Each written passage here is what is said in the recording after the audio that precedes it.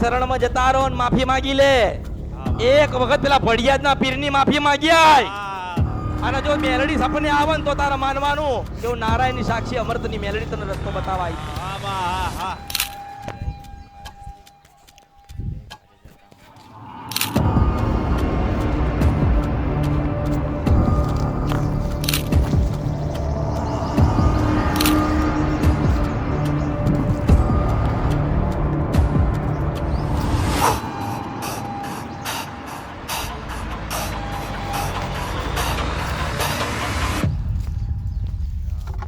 જય માળી. હર હર મહાદેવ. માળીના દરેક ભક્તોને ખાસ સંદેશો અમૃત બાપા મેલડી ધામ વતી જણાવવાનો કે ગાદી ઉપર અમૃત બાપાની મૂર્તિ બિરાજમાન હોય તો જ એ ગાદી અમૃત બાપાના મેલડી માતાની ગાદી સમજવી, અન્યથા એ ગાદી અમૃત બાપાની મેલડી માતાની ગાદી નથી. મેલડી ધામ અમૃત બાપાનું જે છે તેનું સરનામું ગામ મોટી ખડોલ, મૌધાથી 6 કિલોમીટર આગળ, ડાકોર જતા પહેલા. જય માળી. હર હર મહાદેવ. 2-3 વર્ષથી સતત કન્ટિન્યુ પ્રોબ્લેમ ચાલે છે. જેમ કે પહેલાં ઘણું બધું સારું હતું. છેલ્લા 3 વર્ષથી અમને તમે 3 ભાઈ છીએ, 3 ભાઈના મેરેજ થઈ ગયા, 3 ભાઈના છોકરાય છે ઘરે, બધી રીતે બધું સારું બરાબર. પણ હમણાં છેલ્લા 3 વર્ષથી એટલી બધી તકલીફ પડે છે કે ધંધામાં નોકરીમાં બહુ તકલીફ પડે છે, કંઈ છે નહીં બરાબર. અને હોસ્પિટલનું કન્ટિન્યુ ચાલુ રહે છે. ઘરે પોતાની ગાડીઓ હતી, ગાડીઓ શીખે વેચાઈ ગઈ, બધું થઈ ગયું. એટલે અમારે હવે કુદરતી માર છે કે પછી અમે કોઈનું કંઈક કરેલું છે ને અમે હેરાન થઈએ છીએ, શું છે મારી એ અમારે જાણવું. માતા એમાં એવું થયું કે અમે આખા કુટુંબની 2 થી 3 વાર બેઠક કરી. અમારા જે ગામડે મઠ છે ત્યાં 2 થી 3 વાર મોટી બેઠક કરી. બહારના જે દાણા જોવાવાળા હોય એમને પણ બોલાયા બરાબર. અને જોવરાયું કે ભાઈ અમારી જે માતા છે શું છે, કઈ રીતે છે, અમે જે પૂજીએ છીએ મેરડીમાં કે આપણી અસલ દેવી આ છે કે નહીં, આખા કુટુંબમાં બધાને એ પ્રશ્ન છે.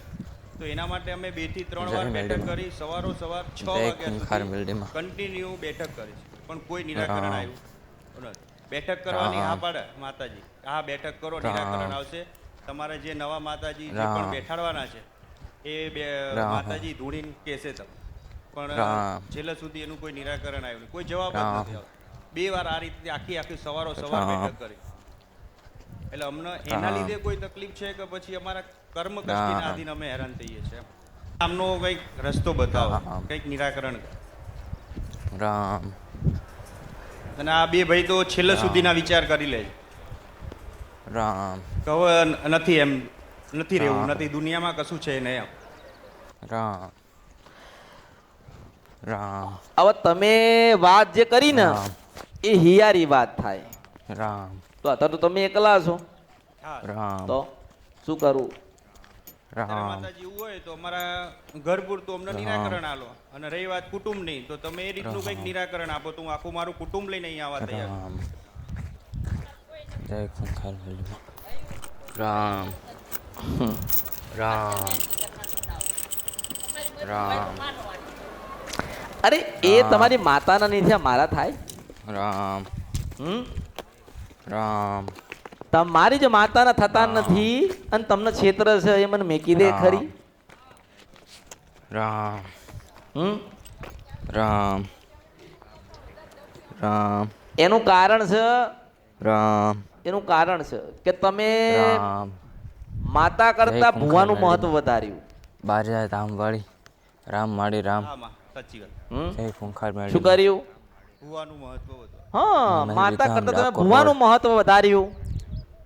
એટલે શું થાય? મેલડી નારાજ થાય. અમૃત બાપા. શું થાય? અમૃત બાપા. મેલડી નારાજ થાય. મેલડીમાં પણ તમે નક્કી કરો કે દાણા જોવડાવવા નથી ને માં મેલડીને ભક્તિ કરવી છે તો 12 મહિના લખી લો, જોઈએ શું થાય. જય ખૂંખાર મેલડીમાં. તમે કોકની વાતોમાં ઈન ચાલો છો. રામ રામ. શું થાય? તમે કોકની વાતોમાં ઈન ચાલો છો એટલે તમે દુખી થાવ છો. કઈ માતાએ કીધું કે મને બેહાડ, મને એમ કહેતો? રામ રામ રામ તો મળી રામ. માળીમાં એવું છે કે અમે જે મેળીમાં